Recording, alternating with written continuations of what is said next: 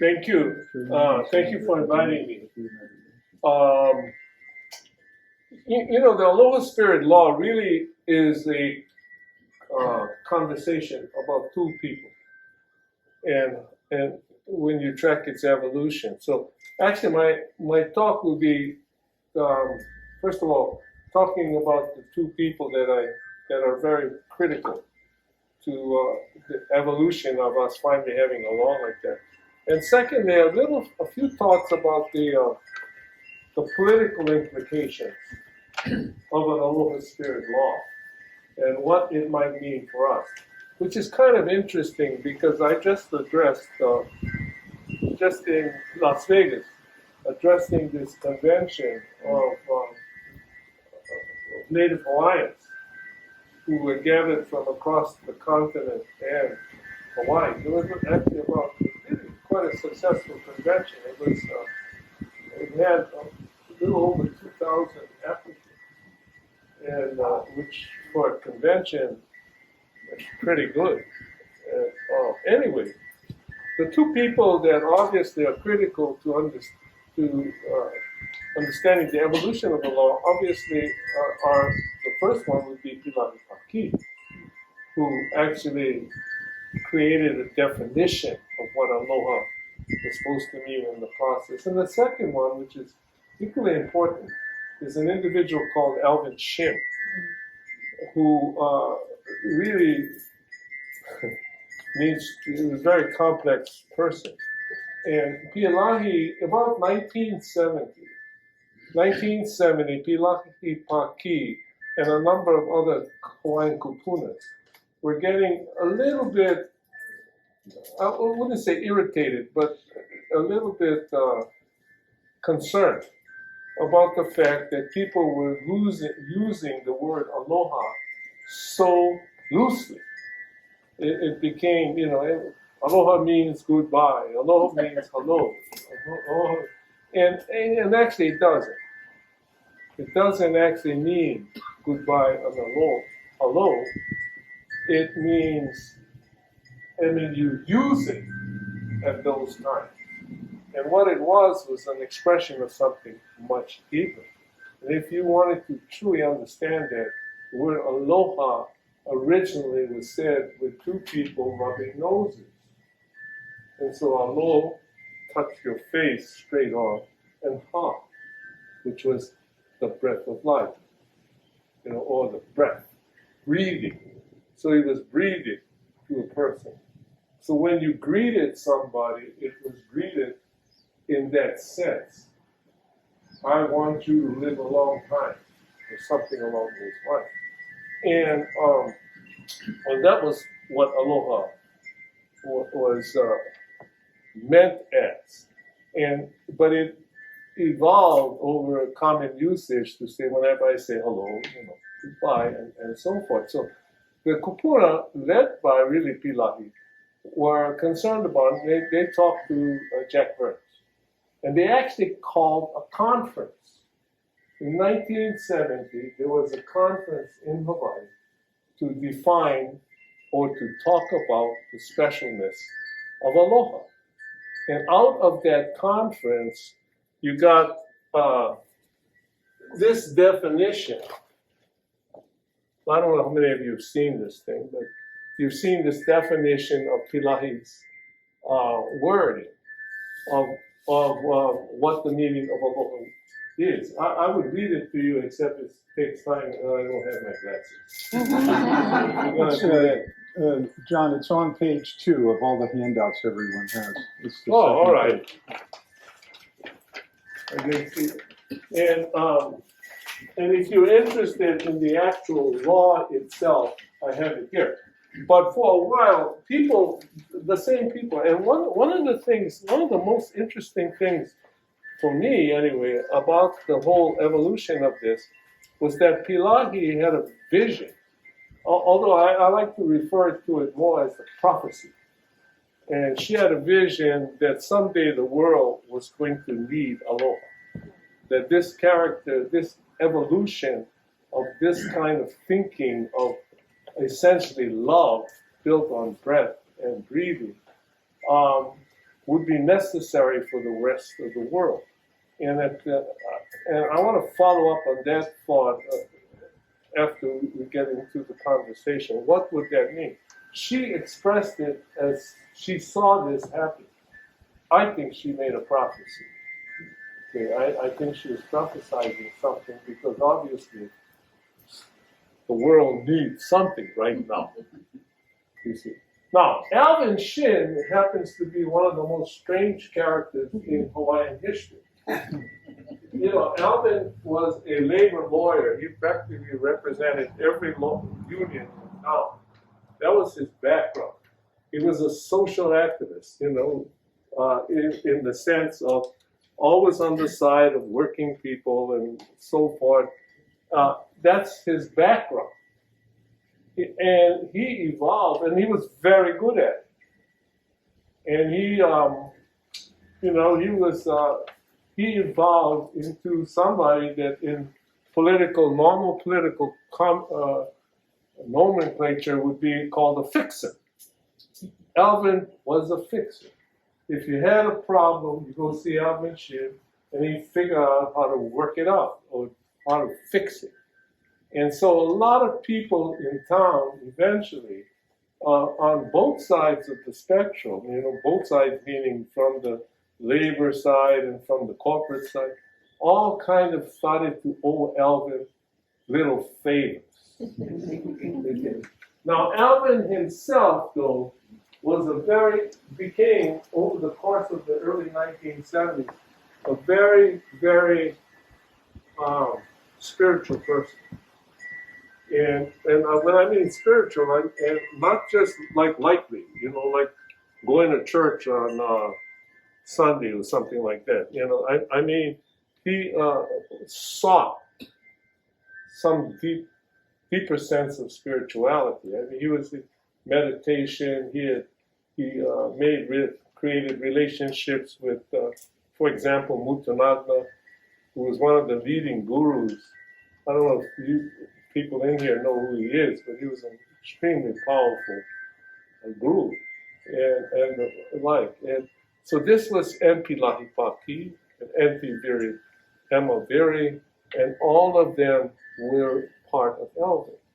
Now, the people who worked at the conference wanted to see the idea of Aloha incorporated, as a lot of community people do, incorporated into some kind of action plan, some kind of way, into the law, actually. But, you know, I mean, let's face it. I mean, who's going to pass a law that says you got to love everybody? I mean, how in the world is that even enforceable? You know, and so, you know, this was a nice thing, and that's Alvin and his, you know, kupuna with hats, you know, some variation of that statement. And so it wasn't getting anywhere. Then in 1986, there was a crisis. There was a political crisis in Hawaii. And, well, I got to tell you one more story, though, about Alvin. So you get this whole thing before we get into the crisis. I worked for Alvin, you know, and I was, and working for Alvin was not necessarily joyous, thanks. But I worked for Alvin, and which meant my office as a young lawyer, as an associate lawyer, was right next to his. And in those days, we didn't even, there was no, you know, like cell phones and texting and stuff like that. There used to be an intercom, but these old guys never used it. Their idea of an intercom was yelling. Hey, come here! You know, like that. And, you know, that's how things work, you know, so you bear intention all the time. But here I'm working to get a brief done, and I get a phone call from a judge, Barry Rubin. Barry Rubin tells me, now this is like 5:30 going on 6 o'clock at night, and I know I'm already going to be working this online to finish this memo. And Barry Rubin calls up and he says, John, I want you to take this case for me. okay, Your Honor, what is it? And when is it? He says, well, you've got to represent the mother of this young man who is coming before me. Barry Rubin was a family court judge. And he's telling me this. And I said, okay, Your Honor, when is the hearing? He says, 9 o'clock tomorrow morning. and I'm saying, you don't tell a judge no, man. And this is like, oh, God, what am I doing? And I said, okay, can I get the record or the files or something? It's all the way over to your office. Well, that was kind of presumptuous. And then he's on the way over to my office, and I said, okay, Your Honor, what is the case about? Well, this woman, who your client, is about to lose custody of her child because she is a lesbian. And she has just become and declared that and has just moved in with a partner. And in those days, that was grounds for maybe losing your kids. See? So what are you going to do? And I'm thinking to myself, I got to defend this tomorrow? So the file comes in, and I am into it. Because I don't like to lose, And I'm trying to figure out how in the world we're going to do something for this woman. And I am going through, all the laws, pulling out books, trying to get all of this stuff together. And the lady is coming over to see me. And I all of a sudden, hey, boy, come in my office. And I say, oh. And I jump up. And I said, okay, I go see Alan. And he's talking to me about some nonsense thing, like, when was the last time you meditated? Stuff like that. And I tell him, Alvin, I got this client coming over, and she's going to lose her kid tomorrow unless we can do something, and I got to get to work. And he says, well, I'll tell you what, why don't you bring her in and talk to me too? And I'm saying, oh man, this is even work. So anyways, the lady comes over, and I'm semi-prepared, to make at least an argument. And I take her over to see Alvin. But prior to that, he had asked me one thing. He says, what are you going to do? I said, we're going to I think I got a theory, we can hold this together because it's about the good of the child and all of this stuff. And he says, well, have you ever asked her what she wants, what she really wants? And I said, no. I got a job to do, dude, And so anyway, when she comes over, I go over there, and he starts to talk to her. And it's just like, they're just laughing and joking. Laughing and joking. And I'm sitting there perspiring, thinking, my God, how much more are we going to put up with this? And then all of a sudden, in the middle of the conversation, I recognize they're talking about love. Talking about love. I mean, what is it to love somebody? And what do you do when you love somebody? And how do you feel? And what do you hope for? And all of this stuff. And I'm sitting there, like this. But it's starting to get interesting because the lady is crying. And 3 hours after doing this, miracles happen. Because she is all of a sudden saying, what I really want is for my son to love me. What I really want is for him to feel that we have a relationship. Because it turned out the boy was the one that decided was petitioning to leave his mom. See? He didn't like living in there. He didn't like kids telling him that your mom's a queer, and all this stuff. He wanted to leave his mom. And after the end of this evening, Alvin had talked to her in such a way that she was very clear that the next day, love meant letting go.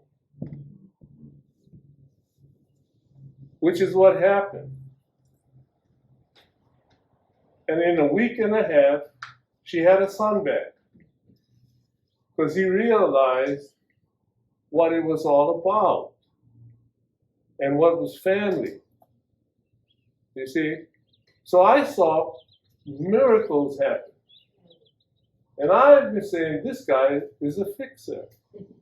But this is a whole different level. Okay, now in 1986, what's happening is Governor Ariyoshi has nominated a person to be the head of DBED. His name was Hideto Kono. He was a professor, whatever it was, at the University of Hawaii. Hideto Kono. And the person that he was supposed to be confirmed by the Senate.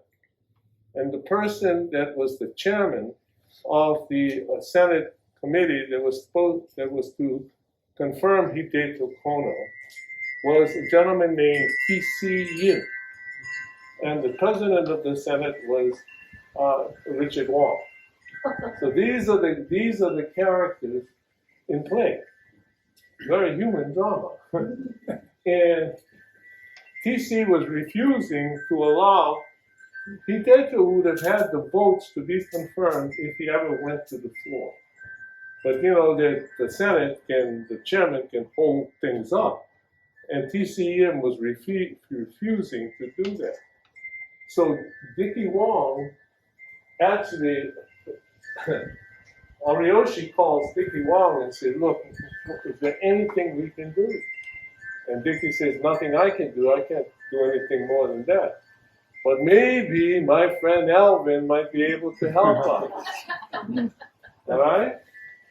And so they end up with, I don't know exactly who made the call to Alvin, whether it was Dickie or Governor Ariyoshi, but somebody called Alvin. And he came over and he spent time with TC, he spent time with Hideto, and worked some kind of magic. And in the end, TC agreed to send the name to the floor, although he voted against the person. But he did send it to the floor, and Hideto Kono became director. Now, after all of this, everybody was saying, wow, Alvin, you know, thank you very much, blah, blah, blah, you know, you really came through again. And they said, well, you know, what can we do for you? That was the moment. Because I was lieutenant governor, and I was close to Alvin, so I was hanging out. You know, what else does lieutenant governors get? And I was hanging out, and Alvin said, pass this law. You want to thank me, pass this law. And that's how the ALOHA Spirit Law got into the statute books of Hawaii. It was pass this law. You asked me for my help, this is what I've done. And Alvin had a way of doing that. Whenever he fixed stuff up, he always made people do crazy things afterwards, you know, that you know, was just out of space someplace. So can you imagine this? Alvin decided to bring Mutanagna to Hawaii. And Mutanagna comes to Hawaii, and Mutanagna is like this powerful guru who touches your forehead and you see stars. You know, I saw stars. He touched my forehead, I saw a star. I don't know whether he punched it or but I saw a star. Okay, but so Mutanagna comes to Hawaii. And so David Trask calls, Alvin Shin calls his buddy David Trask up and says, David Trask at that time was the head of HGEA. His cousin, Tommy Trask, was the head of the ILWU. And so he says, David, I want to use your conference room up, you know, at the HGEA office. And for what? Well, I'm going to have a session up there for maybe a couple hundred people, and we're going to have this guru from India. No, okay, Alvin, if you want it, you got it. No, I also want you present. Okay? Kwame Trask, I want you president. Johnny Ballinger, head of First Hawaiian Bank, I want you president. Colin Cameron, I want you to come. Bank of Hawaii. And of course, I was mandatory, you know. It was, go boy, you know. We're over there. And the room is full of the elite of Hawaii. And up front is this tiny little Indian person, you know, smiling at people. And he has a little interpreter who's a young lady on the side. And they're talking about stuff. And everybody has to meditate. So can you imagine that if the price for having Alvin fix it was to have all of these guys sit in a session and meditate for an hour.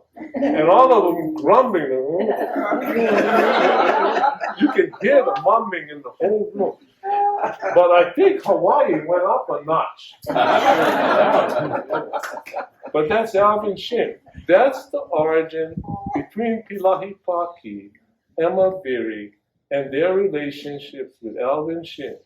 When at the very moment when somebody wanted to say thank you, passed the law.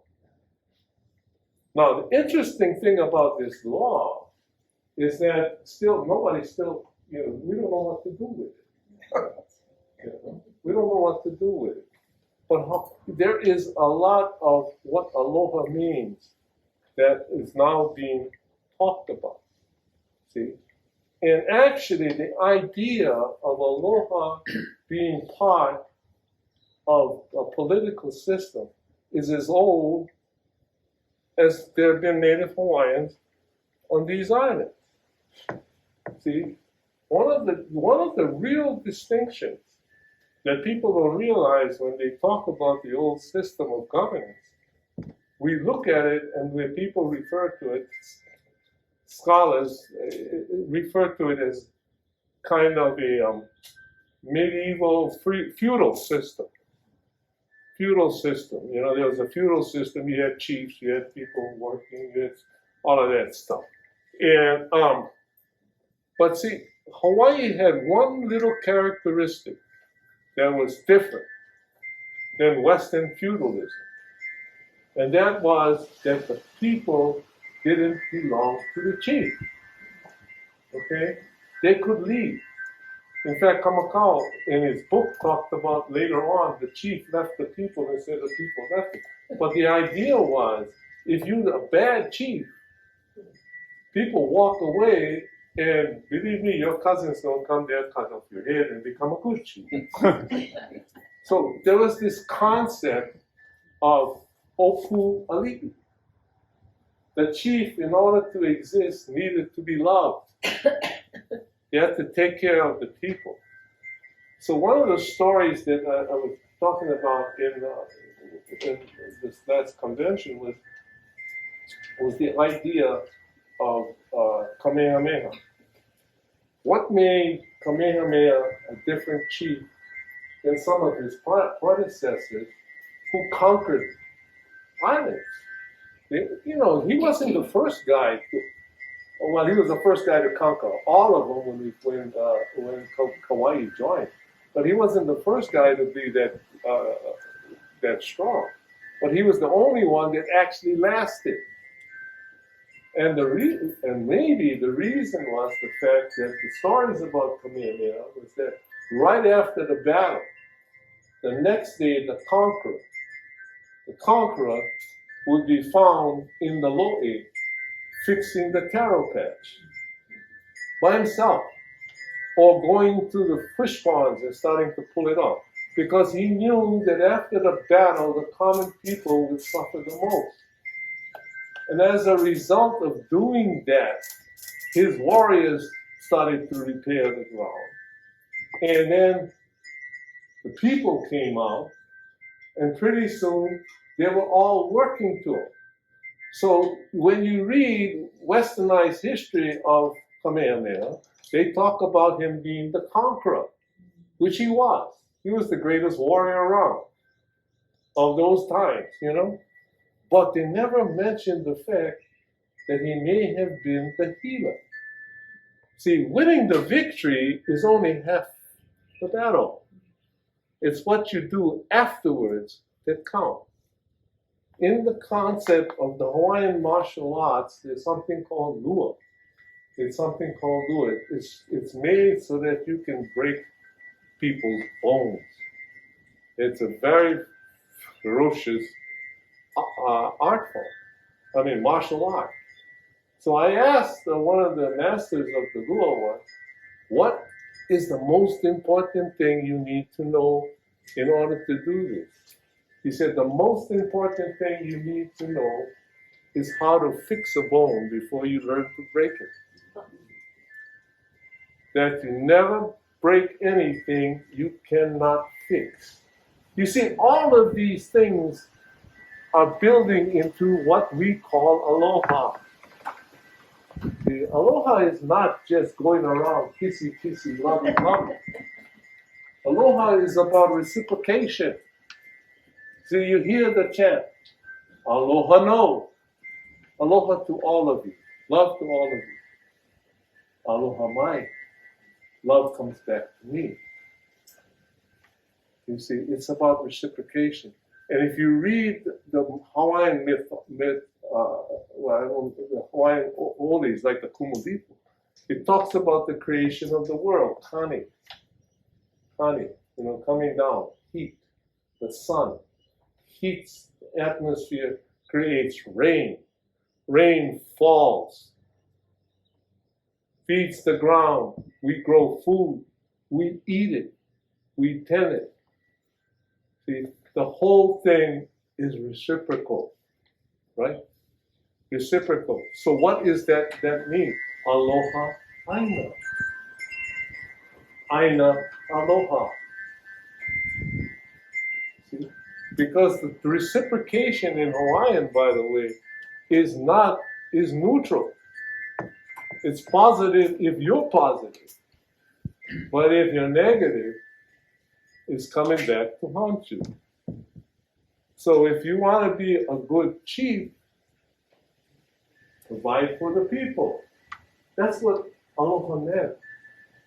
And that's what Pilahi is trying to get to in this message. So if you want to look at it from a political point of view, that's what you do. Ike ali'i. No ali'i. Ike kanaka. No people, no chief. Okay? That's what it means. You know, when the missionaries came, they translated the Bible. And in one section of the Bible, it talks about creation. And the Hawaiians fell in love with this paragraph that said that when God created man, he breathed into his soul. He alohaed him into life.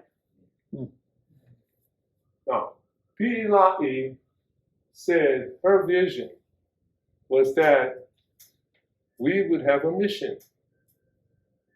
That eventually, these islands who taught some people for 1,000 years how to live with scarcity, how to malama in order to survive, how to get along with people. I mean, we don't have the option, we never had the option, we don't have it now, of going west, young man. You can't leave. I mean, if you don't like your neighbor, tough luck, because the house is too expensive anyway. So it's this getting along with nature, getting along with people, living together in an island space. And it's not just a concept. It's not only unique to the people who have the blood. See? What Auntie Anima de Vries used to tell us when we were protesting on Kaho'olawe was that these islands, you don't own the islands. It owns you. And if you let it, it will change you. It'll change your perspective. It'll change who you are. And it'll make you something different. So it doesn't matter whether you came 1,000 years ago, your ancestors came on canoes or on cargo ships filled with laborers, or yesterday on a jet plane. The island has magic. And so Pilahi was prophesying that someday the world is going to need that magic. And that's why the Hokulea is running around telling people this planet is now an island. That this country, this continent called America is now an island. And so the purpose of all of that was to reinforce a mission, which is that we have a way to live. And so the politics of all of this is we are to, that is supposed to be our guide on how we make decisions. How do we treat the land so that it's productive instead of extractive? What do we do? How do we treat it? How do we live? And how do the rest of it is? And I think with that, I'm getting the message. But anyway, that's the, if you want to know, that's how the Aloha Spirit Law got passed, the deeper meaning of it, and how it applies to government, is that government needs, if we follow that law, we begin to treat people with a different kind of respect. We go back to the days when the quality of a chief was called Opuali. Opuali meant the chief was loved because he took care of the people, right? It's so contrastingly different. One last story. When Kamehameha III promulgated the first constitution for the monarchy, first modern constitution for any nation that wasn't out of Europe in the world, was he promulgated that constitution. And it was a very liberal constitution. And it had a Bill of Rights. The Hawaiians got together a petition and protested his promulgating the Constitution. Thousands of them signed the Constitution and said, don't do that. We don't want this Constitution. Why? Because it's all full of thou shalt not. It's all full of thou shalt not. And that's not our thinking. See, that's Judeo-Christian, maybe. Thou shalt not. Where are the thou shalls? Thou shalt run the government so that the people are fed. Thou shalt run the government so that there is houses for everybody and a place to live. Where are the thou shalls? And that was the first political adjustment. Maybe this law is pointing us back to the future. Aloha, everybody. Read the law.